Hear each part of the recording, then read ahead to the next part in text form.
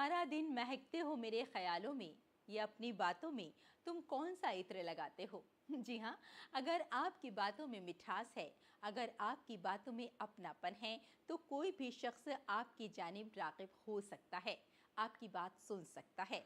और आप अपनी बात कहने के लिए अगर अपनी बातों में अपनापन लेकर आते हैं, तो यकीन मानिए आपकी बात सुनी जाती है। और हमारे बीच ऐसे बहुत सारे लोग हुआ करते हैं जो अपनी बात कहना जानते हैं। अगर हम वज़ीर आज़म नरेंद्र मोदी की यहाँ बात करें, तो यकीनन इसमें कोई शक की बात नहीं है कि जब जब वो किसी का जिक्र करते हैं, किसी की तारीफ़ करते हैं, तो उस शख्स के अंदर कोई ना कोई बात ज़रूर होती है। और आज का जो प्रोग्राम है वो उन्हीं कहानियों पर, उन्हीं शख्सियात पर मबनी है जिनके बारे में वज़ीर आज़म नरेंद्र मोदी मन की बात में जिक्र करते हैं। तो चलिए शुरुआत करते हैं आज के प्रोग्राम की, गुड न्यूज़ जज्बा इंडिया की। मैं हूँ रेशमा आपके साथ, मेरा आदाब कीजिए कबूल। वज़ीर आज़म नरेंद्र मोदी ने मन की बात में जम्मू कश्मीर के उन खिलाड़ियों का जिक्र किया है जिन्होंने बहुत बुरे हालात में भी अपने आप को मनवाया है। ऐसे ऐसे हालात में उन्होंने अपनी कारकर्दगी दिखाई है जो यकीनन काबिल तारीफ़ है। जम्मू कश्मीर में ऐसे खिलाड़ी हैं जो अपने आप को मनवा रहे हैं, चाहे हालात उनके कैसे भी हों, लेकिन वो जानते हैं कि उन्हें आगे किस तरह से बढ़ना है। अगर हम वाटर स्पोर्ट्स की बात करें तो जम्मू कश्मीर के कुछ खिलाड़ी ऐसे भी हैं जो इसमें अपनी किस्मत आजमा रहे हैं और वज़ीर आज़म नरेंद्र मोदी ने उनका जिक्र मन की बात में किया है। तो किस तरह से ये खिलाड़ी अपने आप को मनवा रहे हैं, किस तरह से खेल के मैदान में आगे बढ़ रहे हैं, आइए जानते हैं इस रिपोर्ट में।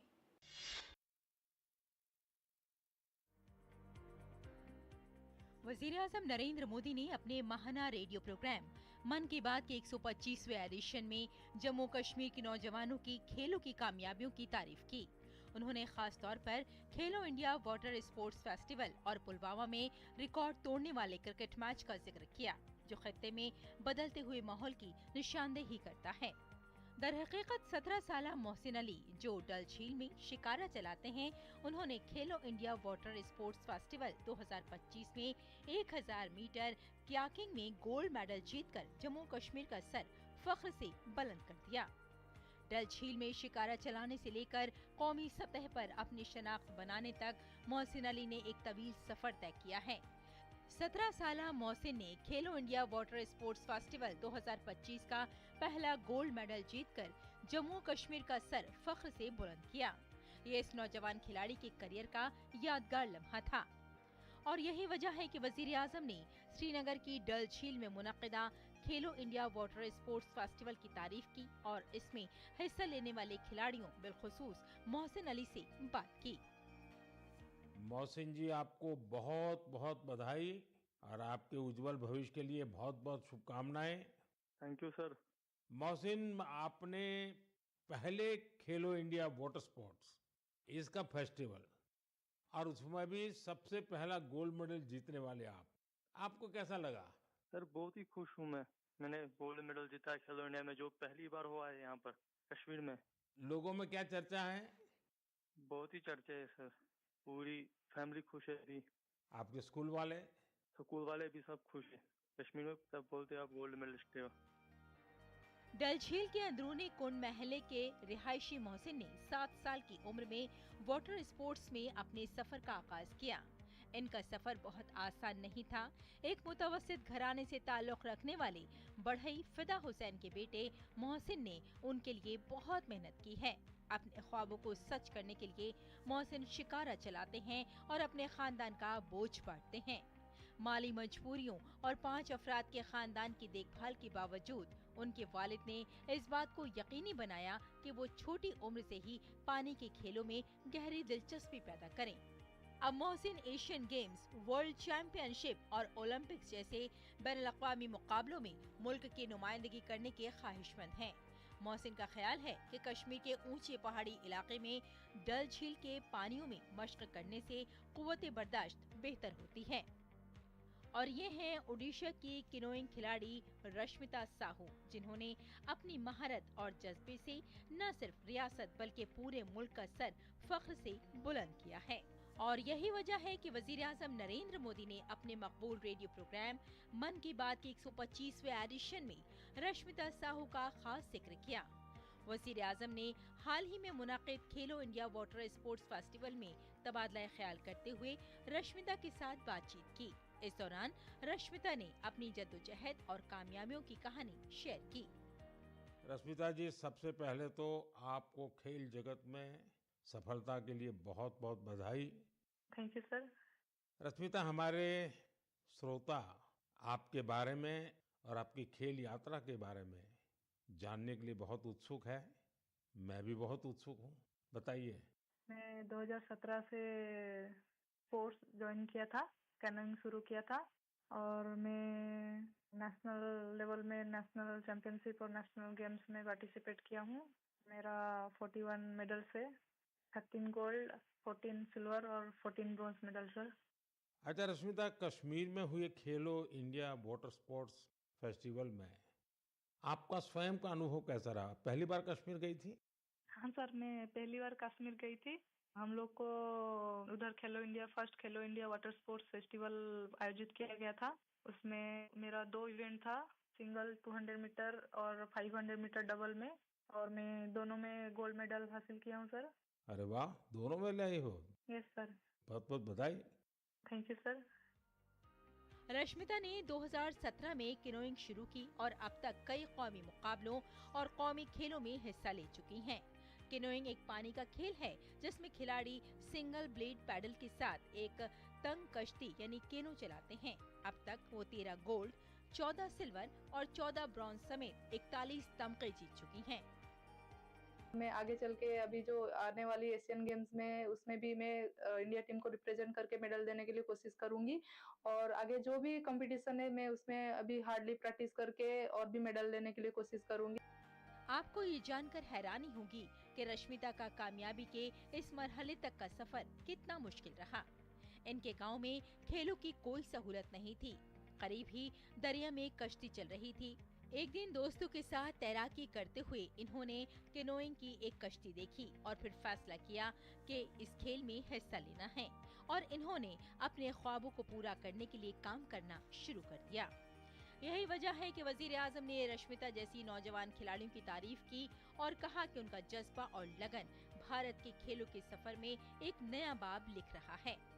रश्मिता और मोहसिन की कामयाबी इस बात का सबूत है कि सादा देहाती पस मंजर से आते हुए भी नौजवान खिलाड़ी मेहनत और लगन के बलबूते पर बैनुल-अक़वामी सतह पर अपना परचम लहरा सकते हैं। Bureau report, DD news.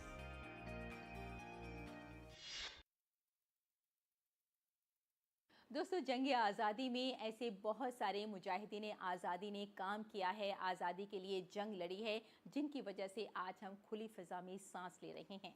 लेकिन ऐसे भी कुछ लोग हुए हैं जिनके बारे में हम नहीं जान पाते और उनके बारे में लोगों को बताने के लिए, उनको मंजर आम पर लाने के लिए एक ऐसे शख्स आगे आए हैं जिनका नाम जितेंद्र सिंह राठौर है, लेकिन पेशे से वो एक सिक्योरिटी गार्ड हैं। इसके बावजूद वो इकट्ठी कर रहे हैं जानकारी, वो लोगों से मिल रहे हैं, मुजाहिदीन आज़ादी के जो घर वाले हैं उनसे बात कर रहे हैं, उनकी ज़िंदगी के बारे में जान रहे हैं और पूरी मालूमात इकट्ठा कर रहे हैं। और इनका जिक्र वज़ीर-ए-आज़म ने मन की बात में किया है। तो किस तरह से ये जानकारी इकट्ठी कर रहे हैं और किस तरह से लोगों से मिल रहे हैं, आइए जान लेते हैं।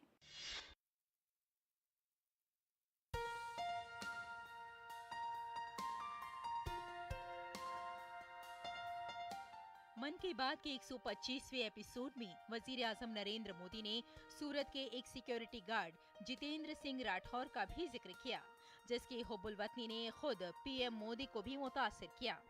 जितेंद्र सिंह राठौर राजस्थान के भरतपुर के रहने वाले हैं।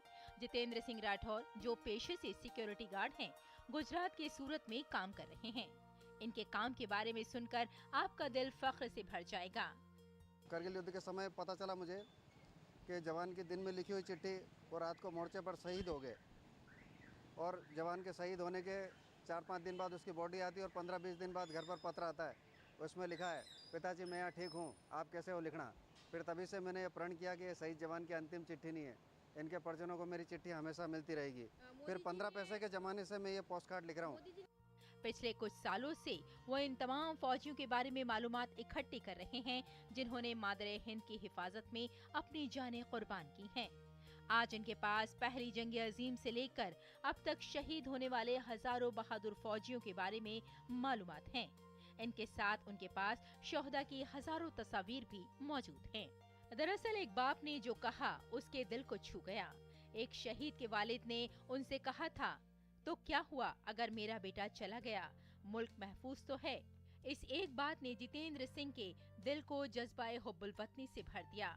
आज वो कई शहीद खानदानों से राब्ते में हैं।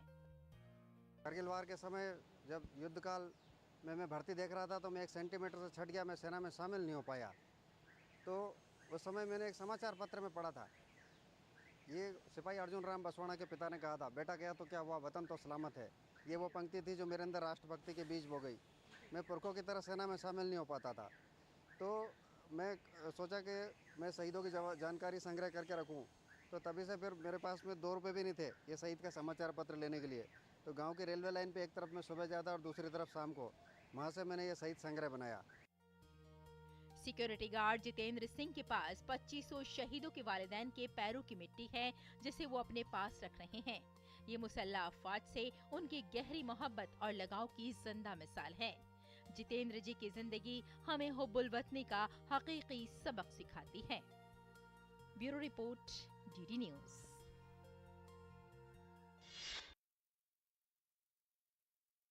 और यहाँ रुकते हैं हम छोटे से ब्रेक के लिए, जल्द हाजिर होते हैं। आप देखते रहिए गुड न्यूज जज्बा इंडिया का।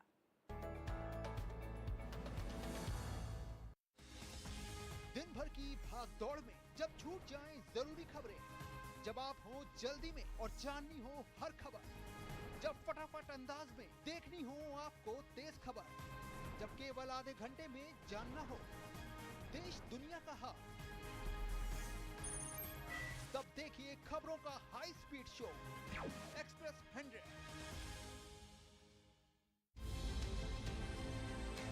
राष्ट्रीय खबरें हो या अंतर्राष्ट्रीय मुद्दे की बात, राजनीति से जुड़ा हर पहलू, साथ ही बिजनेस का उतार चढ़ाव, खेल जगत की अपडेट से लेकर मनोरंजन की छोटी बड़ी हलचल, वहीं बड़ी खबरों की संपूर्ण कवरेज, ताकि आप रहें खबरों के बीच। देखिए मिड डे प्राइम सोमवार से शुक्रवार दोपहर 1 बजे।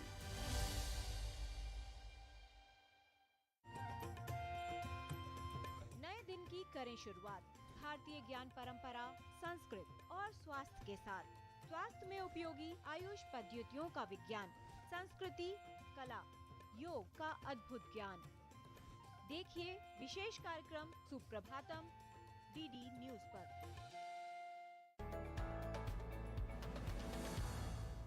और अब आपकी मुलाकात करवाते हैं देव की देवी से, जो सोलर पंपिंग सेट लगाकर आज अपनी जिंदगी बदल रही हैं, गांव की जिंदगी बदल रही हैं। और आपको बता दें कि इन्हें सोलर दीदी के नाम से ही जाना जाता है। शायद इसीलिए कहा जाता है कि अगर ख़वातीन चाहें तो क्या कुछ नहीं कर सकती। न सिर्फ अपनी ज़िंदगी बदल सकती हैं बल्कि आसपास के लोगों की ज़िंदगियां बदल सकती हैं। आज देव की देवी जो हैं वो अपनी ज़िंदगी तो बदल ही चुकी हैं, साथ साथ लोगों को रोज़गार भी दे रही हैं, अपने गांव की तकदीर बदल रही हैं, तस्वीर बदल रही हैं। और इनका जिक्र भी वज़ीर आज़म ने मन की बात में किया है, इनकी तारीफ़ की है। तो क्या है इनकी कहानी, आइए जान लेते हैं।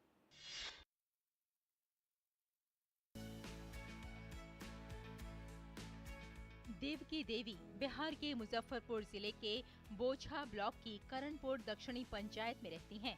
पूरे इलाके के लोग उन्हें शमसी दीदी के नाम से जानते हैं। वो सोलर पंपिंग सेट लगाकर लाखों रुपए कमा रही हैं और सोलर पंप गांव की तकदीर भी बदल रहे हैं। इसलिए इस बार मन की बात प्रोग्राम में वज़ीर आज़म ने शमसी दीदी के काम की तारीफ की। वज़ीर आज़म ने अपनी जिंदगी की जद्दोजहद का भी जिक्र किया और कहा कि उनकी जिंदगी भी आसान नहीं थी। उनकी छोटी उम्र में शादी हो गई। इनका एक छोटा सा फॉर्म था, 4 बच्चों की जिम्मेदारी थी और मुस्तकबिल की कोई वाज़ेह तस्वीर नहीं थी, लेकिन उनकी हिम्मत उनके काम आई। शुरुआत हम 10 कट्ठा से, पहला दिन 10 कट्ठा से हम शुरुआत कलिए। पहला दिन तो लगलिए ओहि दिना 500 रुपया कमलिए। 500 कमलिए, तब इनका विश्वास भेलै से हाँ से अब इनकम के अब सामान कितना जमीन है पानी पटवा रहे हैं? अभी हम 38 बीघा में देंगे। 38। हाँ। कितना कमाई हो जाता है सालाना? सालाना 1,20,000। देवकी ने बताया कि वो साल 2023 में जीविका ग्रुप की मीटिंग में गई थी, जहां सीनियर दीदी ने बताया कि शमसी तवानाई से चलने वाली पंपिंग मशीन आ गई है। इसके जरिए पानी लगाकर खेतों को सैराब किया जा सकता है और आमदनी भी अच्छी होगी। उस वक्त इस कारोबार के लिए मैं तजस्सुस में थी, लेकिन मेरे घर वालों ने मुझे ऐसा करने पर मजबूर किया। फिर इस स्कीम के फवायद हासिल करने के लिए मेरा नाम लॉटरी में जाहिर हुआ। जो एक रुपया नहीं बचत हो पाता था, लेकिन अब क्या है, अब सौर ऊर्जा से माने खेती करना, पानी को जो सुविधा मिला है, उससे किसानों को बहुत ही फायदा मिला। देवी का कहना है कि उनके पास पंप लगाने के लिए पैसे नहीं थे, फिर सूद पर रकम ली गई।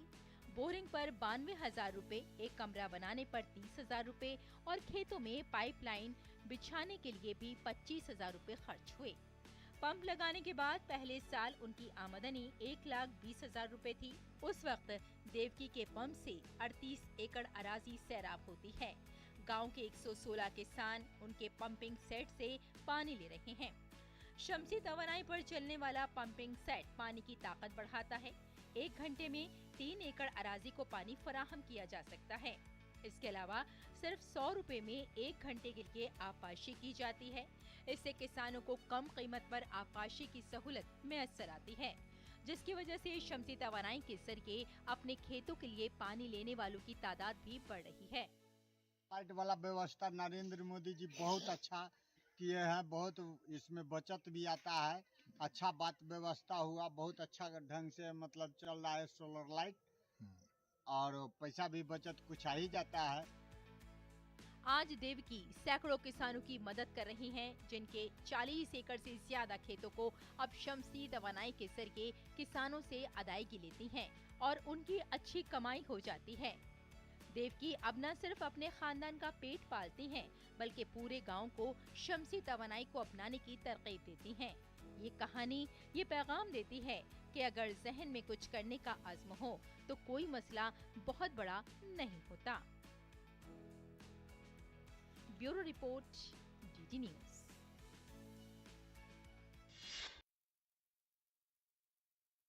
दोस्तों, वज़ीर आज़म नरेंद्र मोदी मन की बात में अक्सर भारत में बनी मसनूआत का जिक्र करते हैं और बार बार अपील भी करते हैं कि स्वदेशी अपनाओ, यानी जो भारत में चीज़ें बन रही हैं, जो मसनूआत बन रही हैं, उन्हीं को हमें अपनाना चाहिए, अपनी ज़िंदगी में शामिल करना चाहिए।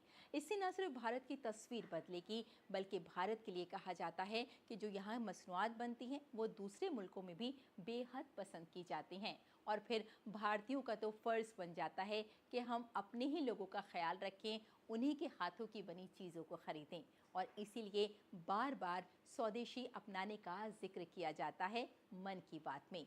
तो चलिए हमारे भारत में जो लोग रहते हैं उनकी इस बारे में क्या राय है, जान लेते हैं। उपहार वही जो भारत में बना हो, पहनावा वही जो भारत में बुना हो, सजावट वही जो भारत के बने सामान से हो, और रोशनी वही जो भारत की बनी झालरों से हो। जी हाँ, ये कहना है भारत के प्रधानमंत्री नरेंद्र मोदी का अपने मन की बात कार्यक्रम के जरिए। हम मौजूद हैं दिल्ली के जनपथ मार्केट में, देखने आए हैं कि यहाँ पर किस तरह से स्वदेशी की धूम है। और ये जो आप स्टॉल देख रहे हैं ये गुजराती स्टॉल है, और यहाँ पर जितना भी कुछ सामान है वो यहाँ के भारत के जो कारीगर हैं उनके हाथों का बनाया हुआ सामान है। एक से एक खूबसूरत यहाँ पर हाथ के बने सामान की, स्वदेशी सामान की जो धूम है वो देखते ही बनती है। जानने की कोशिश करते हैं कि किस तरह से भारत में लोग, यहाँ बाजार में लोग स्वदेशी को पसंद कर रहे हैं। सारा हाथ से बनाया जाता है मैडम, सारा पैचवर्क आता है, फिर हम घर पे अपने मेक करते हैं। ये सारा make in India Modi ji ने कहा है, ये सारी वही आइटम। इस पर जो वर्क है, अगर आप किसी बड़ी मार्केट में इसे खरीदने के लिए जाएंगे तो ये बहुत महंगा मिलेगा, लेकिन ये हमारे देश के कारीगरों के हाथों की मेहनत है, उनका पसीना है, और ये खूबसूरती जो निकलकर सामने आई है, और ये वो भी बहुत कम दामों में। जरा इस काम की, जरा कारीगरी की खासियत बताइए। मैडम ये सारा हैंडमेड है, ये सारा गुजरात से बन के आता है मैडम। ये सारी आइटम है, ये कुशन कवर है, ये टेबल रनर है हमारा। ये टेबल पे लगाया जाता है, वॉल पे लगाया जाता है, और ऐसे में सेम बेड कवर्स भी होते हैं। ये देखिए सर, आप देख सकते हैं कितनी शानदार कारीगरी से तैयार किए गए हैं ये पर्स। बहुत मज़ा आ रहा है खरीदने में। मैं यहाँ पे दोबारा आई हूँ, पहले भी आई हुई थी और फिर भीड़ थी इसलिए मैं चली गई थी, पर दोबारा आ गई हूँ खरीदने के लिए। मुझे अच्छा लगा यहाँ पे कलेक्शन। मैं जनपद आई थी आज ही कुछ लोकल सामान लेने के लिए। फेस्टिव सीजन्स आ रहे हैं तो फिर ये सब सामान तो ज़रूरी होता है, लाइक इंडियन घरों में। तो स्वदेशी तो हमारे भारत की नींव ही है, तो ऑब्वियसली बात है कि जो चीज़ हमें हैंडमेड मिल रही है वो ऑब्वियसली ज़्यादा बेटर है कंपैरेटिवली। अगर हम ब्रांड्स में जा रहे हैं तो ब्रांड्स भी हमें एट लास्ट दे तो वही चीज़ रहे हैं, बट अगर हम यहाँ से ले रहे हैं तो वो ज़्यादा हमारे लिए परफेक्ट है और ज़्यादा हमें मीनिंगफुल भी दे रही है, एक पर्पस भी दे रही है। इसलिए मैं तो कोशिश करती हूँ कि जितना हो सके यहीं से या फिर कहीं भी जहाँ भी हमें मिल रहा है और इनकी भी हम थोड़ी सी हेल्प कर सकते हैं। रंजना बेन हमारे साथ हैं, आप बताएंगी ज़रा हमें क्या खासियत है आपके इन सामानों की? ये गुजरात का सामान सारा ट्रेडिशनल चीज़ होती है, पूरा हैंडमेड होता है और सारी खासियत ये है कि ये लेडीज़ सारी मेकिंग चार्ज वहाँ पे करती हैं। जो फैब्रिक में भी सारा वर्क करती है ना, सारी गुजराती लेडीज ही काम करती है। प्रधानमंत्री नरेंद्र मोदी ने मन की बात में बात की है स्वदेशी की, कहा है कि त्योहारी सीजन में जो भी अपनाए स्वदेशी अपनाए। इस पहल को कैसे देखते हैं? बिल्कुल, हम लोगों को इनकरेज करना चाहिए। हमारा जो ट्रेडिशंस हैं, जो आर्ट है, कपड़ों के थ्रू जो कम्युनिकेटेड हो रहा है, इसको ज़रूर से इनकरेज करना चाहिए और सारे लोगों को लेना चाहिए। हैंडलूम की चीज़ें या जो लोकल बनी हुई चीज़ें हैं उस सबको बढ़ावा देना चाहिए। I believe in it. यहाँ से चीज़ें खरीदारी इसलिए करनी चाहिए क्योंकि इन लोगों को बढ़ावा मिलता है, एंड यहीं आप दूसरे कोई ब्रांडेड स्टोर्स पे जाएंगे वो यही सेम चीज़ बढ़ा के देते, तो आई थिंक यहाँ से लेनी चाहिए चीज़ें। इन लोगों को भी बढ़ावा मिलेगा, इनको भी कमाने को मिलेगा, and you'll get a better quality. Delhi आती हूँ तो आई नेवर मिस यहाँ का जो मतलब लोकल सब जगहों से जो है चीज़ें यहाँ पे आती हैं। तो मैं बैंगलोर से मतलब स्पेसिफिकली जब भी काम पे आती हूँ तो समय निकाल के यहाँ पे आती हूँ, और यहाँ पर इतना सुंदर है। मतलब सारे जो नॉर्थ के अलग अलग प्रदेशों से जो चीज़ें आती हैं वो शायद हमको वहाँ पे नहीं मिलती हैं, और I think it just enhances the beauty of a woman. मतलब इतनी कलरफुल चीज़ें होती है, और यहाँ पे मतलब it's just you meet also the artist जो मतलब ये लोग हैं, इनको समझ है इन चीज़ों का। Wonderful, I mean, amazing. We got to tour Taj Mahal and we saw the artisans with the marble and the stone work, so very impressive. इतना इम्पोर्टेंट है हमारे इंडिया के लिए, कल्चर को रिप्रेजेंट करता है हमारे artisans. So I mean they are doing very good, very very good, and बहुत मेहनत करते हैं तभी हमारे पास जाके हमारे कस्टमर मतलब कि फॉरेनर्स आते हैं हमारे पास, इतना हमें इतना लाइक करते हैं हमारे कल्चर को। We should appreciate to all of them. Bharat की कोल्हापुरी चप्पल जो कि भारत के आर्टिसंस के हाथों से बनाई हुई है, कितनी खूबसूरत होती है। उसी चप्पल को अगर आप किसी ब्रांड में, प्रारा जैसे ब्रांड में जाते हैं तो आप लाखों रुपए देकर खरीदते हैं। तो ये खूबसूरती है हमारे देश के आर्टिसंस के हाथों की। अगर हम अपने देश की आर्टिसंस के जो यहाँ के लोग हैं, कारीगर हैं, उनके हाथों की बनी चीज़ों को खरीदेंगे तो कहीं ना कहीं हम उन्हें बढ़ावा देंगे। और इसीलिए प्रधानमंत्री नरेंद्र मोदी ने कहा कि एक ही मंत्र, वोकल फॉर लोकल, एक ही रास्ता, आत्मनिर्भर भारत, और एक ही लक्ष्य, विकसित भारत। तो देखा आपने हमारे आसपास कितनी खूबसूरत शख्सियात होती हैं। ये वही शख्सियात हैं जो मुआशरे को बदलना चाहती हैं। ये वही शख्सियात हैं जो ये बताती हैं कि हम चाहें तो बहुत कुछ अच्छा और बेहतर कर सकते हैं, जिससे न सिर्फ हमारा मुल्क बल्कि दूसरे ममालिक में भी हमारी अपनी पहचान आज बन भी रही है और दिगर बेहतर हो भी सकती है। यही ख़ास बात है भारत की। तो बस आज के लिए इतना ही, लेकिन जाने से पहले हमेशा की तरह हम आपसे कहते हैं कि अपने चेहरे पर एक मुस्कुराहट रखिए, क्योंकि जब आप मुस्कुराते हैं तो दूसरों को मुस्कुराने का सबब दे जाते हैं। Bye bye and take care.